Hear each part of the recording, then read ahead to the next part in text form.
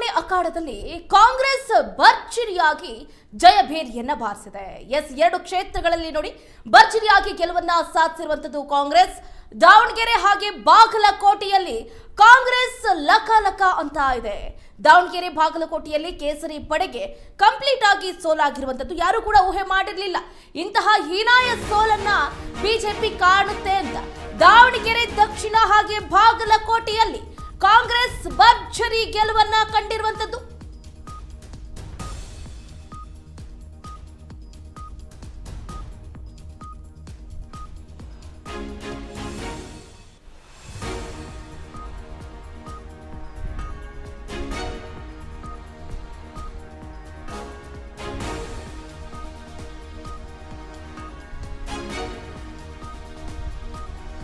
ಭಾರಿ ಕುತೂಹಲಕ್ಕೆ ಕಾರಣವಾಗಿದ್ದಂತಹ ಬೆಣ್ಣೆ ನಗರಿ ದಾವಣಗೆರೆಯಲ್ಲಿ ಈಗ ಕಾಂಗ್ರೆಸ್ನ ಭದ್ರ ಕೋಟೆ ಏನೋ ಆ ಬುನಾದಿ ಅನ್ನೋದಿದೆಯಲ್ಲ, ಆ ಬುನಾದಿಯನ್ನ ಹಾಗೆ ತನ್ನ ತೆಕ್ಕಿಗೆ ಎಳ್ಕೊಂಡಿರೋದ್ರಲ್ಲಿ ಯಶಸ್ವಿ ಆಗಿದೆ ಕಾಂಗ್ರೆಸ್ ಪಡೆ.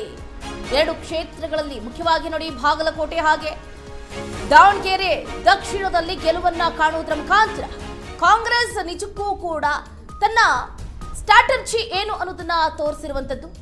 ದಾವಣಗೆರೆ ಬಾಗಲಕೋಟೆಯಲ್ಲಿ ಕೇಸರಿ ಪಡೆಗೆ ನಿಜಕ್ಕೂ ಮುಖಭಂಗ ಆಗೋಗಿದೆ. ಕಾಂಗ್ರೆಸ್ ಅಭ್ಯರ್ಥಿಗಳಾಗದಂತಹ ಉಮೇಶ್ ಹಾಗೆ ಸಮರ್ಥ್ಗೆ ಜಯ ಆಗಿರುವಂತದ್ದು. ಉಮೇಶ್ ಮೇಟಿ ಹಾಗೆ ಸಮರ್ಥ್ಗೆ ಜಯ ಆಗಿದೆ ಅನ್ಕೊಂಡಿರ್ಲಿಲ್ಲ. ಆಕ್ಚುಲಿ ಶಾಮನೂರು ಶಿವಶಂಕರಪ್ಪನವರು ಏನು ಅವರು ನಿಧನದ ನಂತರ ಅವರ ಮೊಮ್ಮಗ ಇದೀಗ ಅಖಾಡಕ್ಕೆ ಇಳಿದಿರುವಂತದ್ದು. ತಾತನ ಸ್ಟ್ರಾಟಜಿ ಏನಿತ್ತು ಆ ಸ್ಟ್ರಾಟಜಿಯನ್ನ ಅದೇ ರೀತಿಯಾಗಿ ಉಳಿಸ್ಕೊಂಡು ಬಂದಿರ್ತಾರೆ ಸಮರ್ಥ ಅವರು. ಸೊ ಅದೇ ರೀತಿಯಾಗಿ ಇವತ್ತು ದಾವಣಗೆರೆಯಲ್ಲಿ ಕಾಂಗ್ರೆಸ್ ಪತಾಕೆಯನ್ನ ಹಾರಿಸೋದ್ರ ಮುಖಾಂತರ ಅವರ ಸಾಮರ್ಥ್ಯ ಏನು, ದಾವಣಗೆರೆಯ ಜನ ಕಾಂಗ್ರೆಸ್ ಅನ್ನ ಕೈ ಬಿಡ್ಲಿಲ್ಲ ಅನ್ನೋದನ್ನ ಮತ್ತೊಮ್ಮೆ ಎತ್ತಿ ತೋರಿಸಿರೋದ್ರಲ್ಲಿ ಯಶಸ್ವಿಯಾಗಿದ್ದಾರೆ ಸಮರ್ಥ. ನೋಡಿ ಬಿಜೆಪಿ ಅಭ್ಯರ್ಥಿ ವೀರಣ್ಣ ಶ್ರೀನಿವಾಸ್ಗೆ ಸೋಲಾಗಿದೆ, ಮುಖಭಂಗ ಆಗಿದೆ. ಬಿಜೆಪಿ ಅಭ್ಯರ್ಥಿ ವೀರಣ್ಣ ಏನ್ ಅನ್ಕೊಂಡಿದ್ರು ಅಂತಂದ್ರೆ ಎಸ್ ಏನು ಇವರು ನಿಧನ ಆದ್ರು ಇನ್ನ ಆ ವರ್ಚಸ್ ಏನಿದೆ ಕಡಿಮೆ ಆಗೋಗ್ಬಿಡುತ್ತೆ. ಜನರು ಇಷ್ಟು ದಿನ ಕಾಂಗ್ರೆಸ್ನಿಂದ ನಾವು ಬೇಸತ್ತು ಬಿಟ್ಟಿದೀವಿ, ಬಿಜೆಪಿಯನ್ನ ಗೆಲ್ಲಿಸ್ಬೇಕು ಅಂತ ಅನ್ಕೊಂಡಿದ್ರು ಅಂತ ಇವ್ರು ಅನ್ಕೊಂಡಿದ್ರ. ಆದ್ರೆ ದಾವಣಗೆರೆಯ ಜನ ಕಾಂಗ್ರೆಸ್ ಬಿಟ್ಟು ನಾವು ಇನ್ಯಾವ ಪಕ್ಷವನ್ನು ಕೂಡ ಆಯ್ಕೆ ಮಾಡ್ಕೊಳ್ಳೋದಿಲ್ಲ ನಮ್ಮ ಕ್ಷೇತ್ರದಲ್ಲಿ ಅಂತ ಮತ್ತೊಮ್ಮೆ ಸಾಬೀತುಪಡಿಸಿದಂತೆ ಕಾಣಿಸ್ತಾ ಇದೆ. ಸೊ ಹಾಗಾಗಿ ಬಿಜೆಪಿ ಅಭ್ಯರ್ಥಿ ವೀರಣ್ಣ ಶ್ರೀನಿವಾಸ್ಗೆ ಸೋಲಿನ ರುಚಿಯನ್ನ ನೀಡೋದ್ರ ಮುಖಾಂತರ ಬೈ ಎಲೆಕ್ಷನ್ ಅಖಾಡದಲ್ಲಿ ಏನು ಇದೀಗ ಕಾಂಗ್ರೆಸ್ ಗೆದ್ದು ಬೀಗಿರುವಂಥದ್ದು. ನೋಡಿ ಯಾರು ಹೇಗೆ ಗೆಲುವನ್ನು ಸಾಧಿಸ್ತಾರೆ ಅಥವಾ ಸೋಲನ್ನ ಸಾಧಿಸ್ತಾರೆ ಅಂತ ಹೇಳೋದಕ್ಕೆ ಸಾಧ್ಯನೇ ಇಲ್ಲ. ನಾವು ಅನ್ಕೊಂಡಿರ್ಲಿಲ್ಲ, ಊಹೆ ಮಾಡಿರ್ಲಿಲ್ಲ. ಉಮೇಶ್ ಮೇಟಿ ಅವರಾಗಿರ್ಬೋದು ಅಥವಾ ಸಮರ್ಥ ಅವರಾಗಿರ್ಬೋದು, ಈ ದಾವಣಗೆರೆ ಬಿಡಿ ಹೇಳಿ ಕೇಳಿ ಎಸ್ ಅವರ ಅಖಾಡನೇ ಆಗಿರೋದ್ರಿಂದ ಸೊ ಅಲ್ಲಿ ಸಾಮಾನ್ಯವಾಗಿ ಕಾಂಗ್ರೆಸ್ ಪತಾಕೆ ಹಾರುವುದು ಖಚಿತ ಅಂತ ಹೇಳಲಾಗ್ತಾ ಇತ್ತು. ಆದ್ರೆ ಬಾಗಲಕೋಟೆಯಲ್ಲಿ ಹಾಗಿರ್ಲಿಲ್ಲ. ಬಾಗಲಕೋಟೆಯಲ್ಲಿ ಬಿಜೆಪಿ ಗೆಲ್ಲುತ್ತೆ ಅನ್ನುವಂಥ ಮಾತುಗಳಿತ್ತು. ಆದ್ರೆ ನೋಡಿ ಜನರು ಯಾವ ರೀತಿ ಮುಖ್ಯವಾಗಿ ಪಂಚ ಗ್ಯಾರಂಟಿಗಳು ಯಶಸ್ವಿ ಆಗಿದೆ ನೋಡಿ. ಅನ್ನಭಾಗ್ಯ, ಗೃಹ ಜ್ಯೋತಿ, ಗೃಹಲಕ್ಷ್ಮಿ, ಯುವ ನಿಧಿ, ಶಕ್ತಿ ಯೋಜನೆ, ಈ 5 ಗ್ಯಾರಂಟಿಗಳು ಪಾಪ ಜನರ ಮನಸ್ಸಿನಲ್ಲಿ ಈಗಲೂ ಕೂಡ ಅಚ್ಚಳಿಯದಂತೆ ಒತ್ತಿದೆ. ಯಾಕಂತಂದ್ರೆ ಕಾಂಗ್ರೆಸ್ 60,000 ಕೋಟಿಯಷ್ಟು ತಿಂಗಳಿಗೆ ವ್ಯಯ ಮಾಡ್ತಾ ಇದೆ ಈ 5 ಗ್ಯಾರಂಟಿಗಳಿಗೋಸ್ಕರ.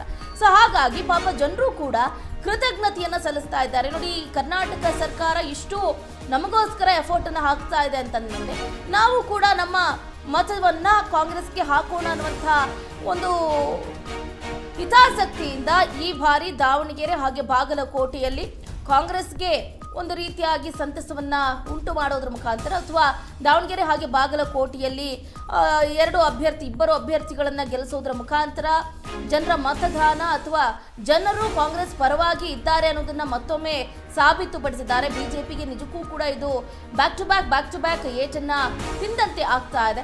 ಸೊ ಈಗಾಗಲೇ ಸಂಭ್ರಮದ ವಾತಾವರಣ ನಿರ್ಮಾಣ ಆಗಿರುವಂಥದ್ದು. ಸಮರ್ಥ ಅವರಾಗಿರ್ಬೋದು, ಉಮೇಶ್ ಮೇಟಿ ಆಗಿರ್ಬೋದು, ಇಲ್ಲಿ ಅವರ ಕುಟುಂಬಸ್ಥರಾಗಿರ್ಬೋದು, ಕಾರ್ಯಕರ್ತರಾಗಿರ್ಬೋದು, ಅಭಿಮಾನಿಗಳಾಗಿರ್ಬೋದು ಅಥವಾ ಕಾಂಗ್ರೆಸ್ನ ಏನು ಉಪಮುಖ್ಯಮಂತ್ರಿಗಳಾಗಿರುವಂತಹ D K Shivakumar, CM Siddaramaiah ಸೇರಿದಂತೆ ಸಚಿವರು, ಶಾಸಕರು ಎಲ್ಲರೂ ಕೂಡ ಈಗಾಗಲೇ ಅಭಿನಂದನೆಯನ್ನ ಸಲ್ಲಿಸ್ತಾ ಇದ್ದಾರೆ. ನಿಜಕ್ಕೂ ಕೂಡ ಇದು ಒಂಥರ ಹೆಮ್ಮೆಯ ಸಂಗತಿ. ಯಾಕಂತಂದ್ರೆ ಕಾಂಗ್ರೆಸ್ಗೆ ತನ್ನದೇ ಆದಂತಹ ಕಚ್ಚಾಟದ ಒಳಗಡೆ ಇದ್ರೂ ಕೂಡ ಒಂದು ರೀತಿ ಹೆಂಗಾಗಿ ಹೋಗ್ಬಿಟ್ಟಿತ್ತು ಅಂತಂದರೆ ಪಾಪ ಒಂದು ಕಡೆ ಕುರ್ಚಿ ಕಿತ್ತಾಟ ಇತ್ತು. ಸೊ ಸಚಿವ ಸಂಪುಟ ಪುನರ್ರಚನೆ ಗೊಂದಲ ಇತ್ತು. ಸೊ ಇದರ ನಡುವೆ ಇದೀಗ ದಾವಣಗೆರೆ ದಕ್ಷಿಣ ಹಾಗೆ ಬಾಗಲಕೋಟೆಯನ್ನು ಗೆಲ್ಸ್ಕೊಂಡು ಬರುವಂತಹ ಹೊಣೆಗಾರಿಕೆಯನ್ನು ಸೊ ಒಂದಷ್ಟು ನಾಯಕರಿಗೆ ಕೊಟ್ಟಿದ್ರು. ಅವರ ಕೆಲಸವನ್ನು ಬಹಳ ಉತ್ತಮವಾಗಿ ಒಂದು ಸ್ವಲ್ಪ ನಡೆಸ್ಕೊಂಡು ಹೋಗಿದ್ದಾರೆ ಅಂತಲೇ ಹೇಳ್ಬೋದು. ಸೊ ಎಂತಹದ್ದೇ ಗೊಂದಲ ಇದ್ರೂ ಕೂಡ ಏನು ಈ ಚುನಾವಣೆಯನ್ನು ಎದುರಿಸ್ಕೊಂಡು ಬರಬೇಕು ಅಥವಾ ಈ ಕ್ಷೇತ್ರಗಳನ್ನು ಕಾಂಗ್ರೆಸ್ ತೆಕ್ಕಿಗೆ ತಗೊಂಡು ಬರಬೇಕು ಅಂತಹ ಜವಾಬ್ದಾರಿಯನ್ನು ಈಗಾಗಲೇ ನಾಯಕರಿಗೆ ಕೊಟ್ಟಿದ್ರು.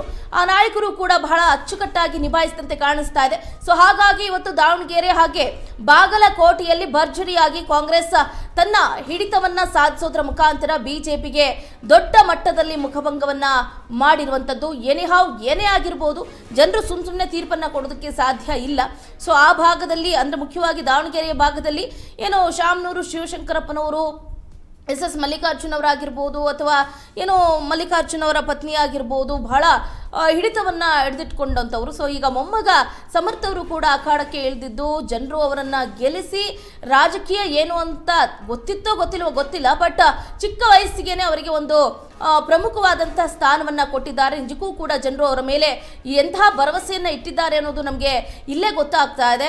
ಏನೇ ಆಗಿರ್ಬೋದು, ತಾತ ಉಳಿಸ್ಕೊಂಡು ಬಂದಿರುವಂಥ ಹೆಸರನ್ನು ಮೊಮ್ಮಗ ಕೂಡ ಉಳಿಸ್ಕೊಂಡು ಬಂದರೆ ಉತ್ತಮ. ಯಾಕಂತಂದರೆ ಜನರು ಅಷ್ಟು ಪ್ರೀತಿ ವಿಶ್ವಾಸವನ್ನು ಇಟ್ಟಿದ್ದಾರೆ ಅಂತಂದರೆ this is not A small thing actually ಹೇಳಬೇಕು ಅಂತಂದರೆ. ಸೊ ಹಾಗಾಗಿ ಇವತ್ತು ದಾವಣಗೆರೆಯಾದ್ಯಂತ ಬಹಳ ದೊಡ್ಡ ಮಟ್ಟದಲ್ಲಿ ಒಂದು ಮೆರವಣಿಗೆಯನ್ನು ಕೂಡ ಹಮ್ಮಿಕೊಂಡಿದ್ದಾರೆ. ಸೊ ಹೇಗಿರುತ್ತೆ ಮೆರವಣಿಗೆ ನೋಡೋಣ.